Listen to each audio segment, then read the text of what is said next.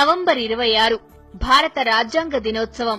ప్రపంచంలోనే అతిపెద్ద ప్రజాస్వామ్య దేశాన్ని నడిపిస్తున్న రాజ్యాంగం భారత రాజ్యాంగం. అందుకే మన రాజ్యాంగం గొప్పదనాన్ని గుర్తు చేసుకోవడానికి కేంద్ర ప్రభుత్వం నవంబర్ 26ను రాజ్యాంగ దినోత్సవంగా ప్రకటించింది. భారతదేశానికి సర్వసత్తాక ప్రజాస్వామ్య గణతంత్ర ప్రతిపత్తిని అందించిన ఘనత మన రాజ్యాంగానిదే.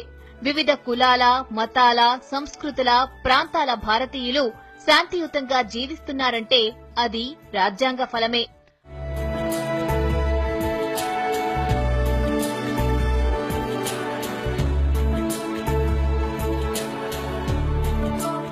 ప్రపంచంలోనే అతిపెద్ద రాజ్యాంగం భారత రాజ్యాంగం. దీనికి 66 ఏళ్లు. 1949 నవంబర్ 26న రాజ్యాంగ రచనా కమిటీ అధ్యక్షుడు బాబాసాహెబ్ అంబేద్కర్ రాజ్యాంగ పరిషత్కు అందజేసిన భారత రాజ్యాంగం ఆమోదం పొందిన తేదీ. ప్రపంచ దేశాల రాజ్యాంగాలను క్షుణ్ణంగా అధ్యయనం చేసి 2 సంవత్సరాల 11 నెలల 18 రోజుల పాటు మన రాజ్యాంగాన్ని రచించారు. రాజ్యాంగ రచనలో డాక్టర్ బిఆర్ అంబేద్కర్ దార్శనికత నేటికి సజీవంగా ఉంది.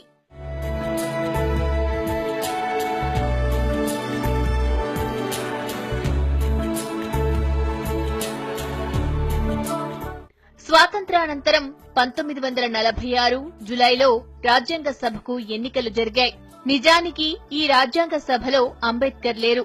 ఆ తరువాత అంబేద్కర్ ను రాజ్యాంగ సభలోకి తీసుకోవాలని బాబు రాజేంద్ర ప్రసాద్ చూపిన చొరవతో కాంగ్రెస్ ఆయనను తీసుకోవాలని నిర్ణయించింది.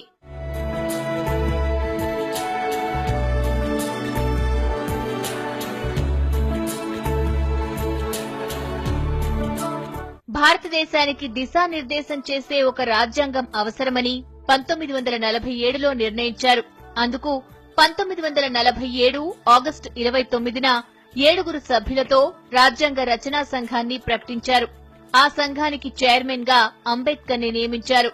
అంబేద్కర్ తో పాటు రచనా సంఘంలో పండిట్ వల్లభాయ్ పంత్, కెఎం మున్షి, కృష్ణస్వామి అయ్యర్, గోపాలస్వామి అయ్యంగార్, మహమ్మద్ సాదుల్లా, డిపి కైతాన్ ఉన్నారు. అయితే కైతాన్ ఆకస్మిక మరణంతో టి కృష్ణమాచారిని ఆ స్థానంలో నియమించారు.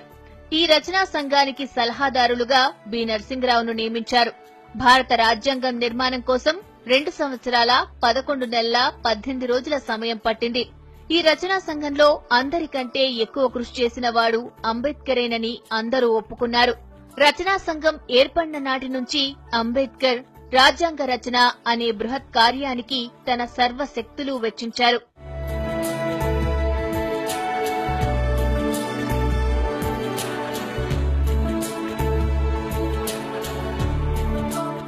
బాబు రాజేంద్ర ప్రసాద్ తన చివరి ప్రసంగంలో అంబేద్కర్ కృషిని కొనియాడుతూ భారత రాజ్యాంగాన్ని ఓ శక్తివంతమైన ఆయుధంగా మలచి అంబేద్కర్ కోట్లాది ప్రజలకు అందించారని, అంతేకాదు అంబేద్కర్ తన ఆరోగ్యాన్ని కూడా లెక్క చేయకుండా రాజ్యాంగ రచనా కార్యక్రమాన్ని ఓ యజ్ఞంలాగా సాగించారని అభినందించారు.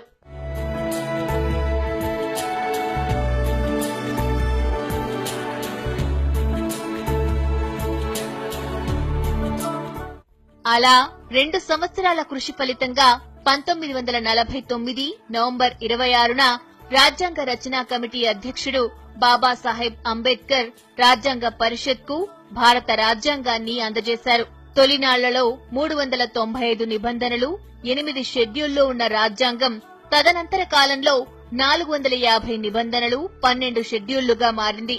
భారత రాజ్యాంగాన్ని ప్రపంచంలోనే అతిపెద్ద లిఖిత రాజ్యాంగంగా రూపొందించడంలో అంబేద్కర్ది కీలక పాత్ర. విదేశీ రాజ్యాంగాలలో ఉన్న అంశాలనే కాక భారతదేశానికి పనికి వచ్చే ప్రజాస్వామ్య, లౌకిక అంశాలతో పాటు స్వేచ్ఛ, స్వాతంత్రాలను, బౌద్ధాన్ని రాజ్యాంగంలో పొందుపర్చారు. ఆయన రాజ్యాంగంలో పొందుపరిచిన అన్ని ప్రకరణలతో పాటు ప్రాథమిక హక్కులు, ఆదేశిక సూత్రాలు ఈ రోజుకే కాదు ఏ నాటికైనా పురోగమనానికి మార్గదర్శకాలుగా ఉంటాయి.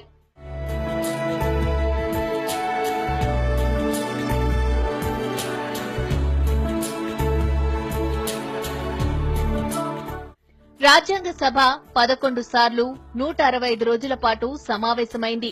ఇందులో 114 రోజులు రాజ్యాంగం రాతప్రతిపై వెచ్చించింది. భారత రాజ్యాంగాన్ని 1949 నవంబర్ 26న సభలో ఆమోదించారు. ప్రపంచంలో అత్యంత విశిష్ట స్థానాన్ని సంపాదించిన రాజ్యాంగాన్ని గుర్తు చేసుకోవడానికి ఇప్పుడు ఒక రోజును కేటాయించారు. అదే మన రాజ్యాంగ దినోత్సవం.